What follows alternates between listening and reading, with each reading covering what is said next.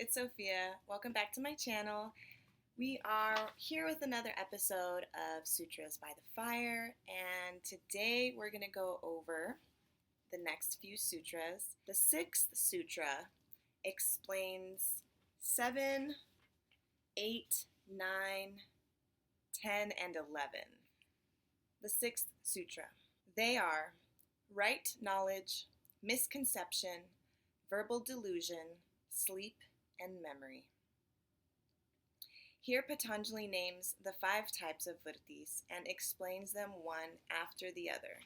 So, we just read the 6th one, which gave a list of 5 different mental modifications for us to go over and explain one by one. Number 7. The sources of right knowledge are direct perception, inference, and scriptural testimony. One example of what Patanjali calls valid knowledge is what you understand by seeing something yourself, direct perception. If you see something face to face, you don't have any doubt.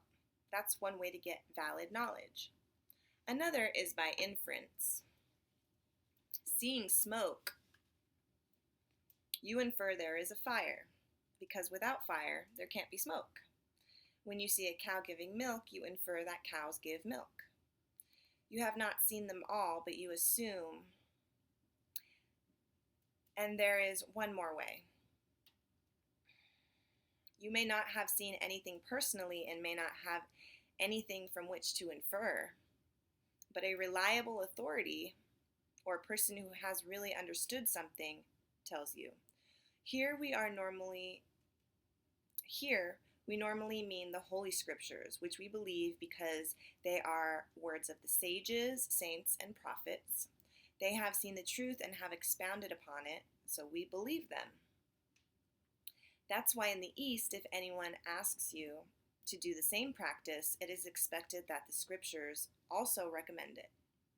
You should not do something just because I say so. Everybody who has gone the same road should approve it, and the ancient scriptures should also approve it because the truth is the same. It is not something to be newly invented. All our present day inventions can easily go wrong. What is the best thing today will be the worst thing tomorrow. They are still not finalized. The words of the prophets given through the Holy Scriptures are finalized. They can't be modified. But even in this, we have to understand the difference between the basic truth and the presentation. Truth can be presented only through some form or vehicle. We should always remember that the truth of the self is the same. But when presented to you through words and forms and modes, it may appear in different ways to suit the individual or the trend of the age. That means rituals can be modified, language can be modified, but the truth can never be changed because truth is always the same. The rites are just the skeletal structures that uphold the outside building, but the foundation of all the rites should be the same. That is why whatever be the scripture, whether from the east, west, south, north, the basic truth should be in agreement. It's something like remaining the same while changing your clothing to suit the occasion. When you go skiing, you don't wear your business suit. When you go to the office, you don't come with ski boots on. Both these outfits are useless at a fancy wedding, and all 3 are ruled out if you go to the beach. But the person wearing the clothes remains the same. In the same way, the truth in all the scriptures is the same, but the presentation will vary.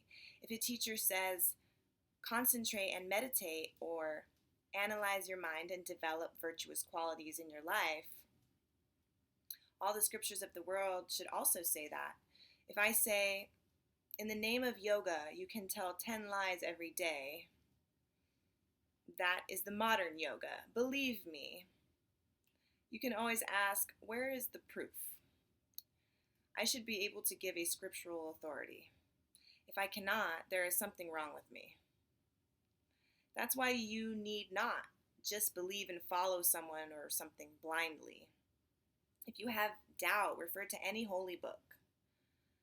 Has the Holy Scripture approved it? If you find it there also, then follow it. So by all these three ways to get valid knowledge, of course, whether it is valid or invalid, ultimately you have to set it aside to find your peace. But before we push out all thoughts, we try to analyze them and eliminate one set after another. We can't just throw everything into one garbage pail. When I tried to do that once, the ashramites asked me not to. They said, Gurudev, you have to put the vegetables in one, the papers in another, and the bottles in still another one. Why? The papers can be recycled, but the vegetables go in the compost pile for the garden. So even in throwing out garbage, you can't just throw it into one pail. You have to sort it so that later on it will be easier to dispose of. It's the same way with the mind. You're going to dispose of all the thoughts as garbage, no doubt, whether they are good or bad, right or wrong, so that the mind will be free from modifications. But before we come to that, it makes it easier to dispose of them if we sort them first. Why? Because we still have a little clinging. We can't just throw away everything so easily. For example, when your wardrobe is too full, you may say, I'll give these dresses to somebody. But by the time you take it to the door, your mind will say, I think I should keep just this one. See? First it's, I'll throw out everything. I don't want these things. Then when your friend comes to take them, you say, wait, just leave this one for me. I can use it for another year. Let it be. So we have to make use of this attitude. Your mental wardrobe is also full. You want to throw something out, but you don't feel like just dumping out everything, so you analyze. This is painful. It's not necessary. But these things seem to be nice. Let them be. For the satisfaction of the mind, we're trying to analyze how many kinds of thoughts there are. Oh, you're not going to empty me completely. At least you're giving something back to me. The mind has to be tricked like that.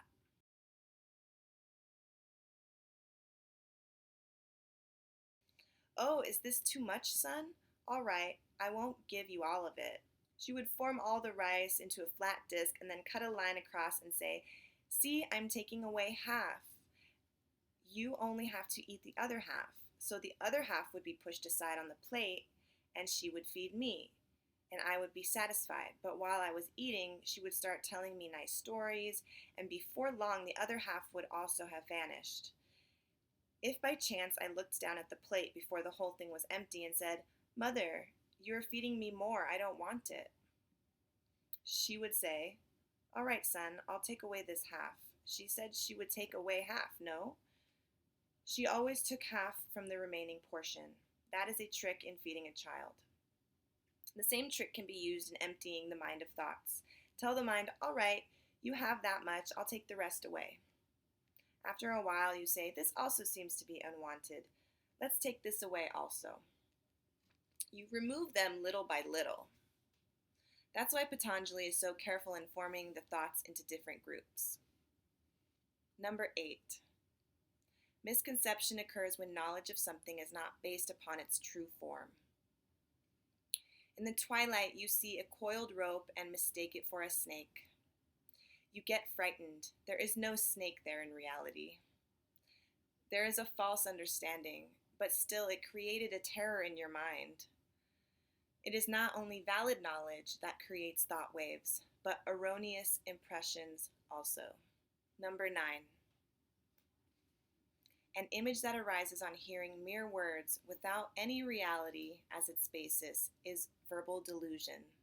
You hear something, but really there is nothing like that. In Vipariyaya, misconception, at least there is a rope to be mistaken for a snake. But in Vikalpa, verbal delusion, there is nothing there. Yet you still create some opinion about it. Suppose I say, John took his car to the garage, and on the way, all the tires got punctured. So he had to remove the wheels and give them to the mechanic to be repaired. He drove home very fast and got into an accident. You say, "Oh, was it a terrible accident?" You are only hearing my words. You haven't taken the time to think. If you thought about it, you would say, if he gave all 4 wheels to be repaired, he couldn't drive it back. It didn't happen, but you take it seriously. Another example would be, his mother was a barren woman. It's verbal delusion, but they may still create an impression in your mind. Number 10. That mental modification supported by cognition of nothingness is sleep. This is the 4th type. Normally we say we do not have any thought in the mind during sleep. But actually we have the thought of having no thought. That is why when we wake up we say, "I slept very well.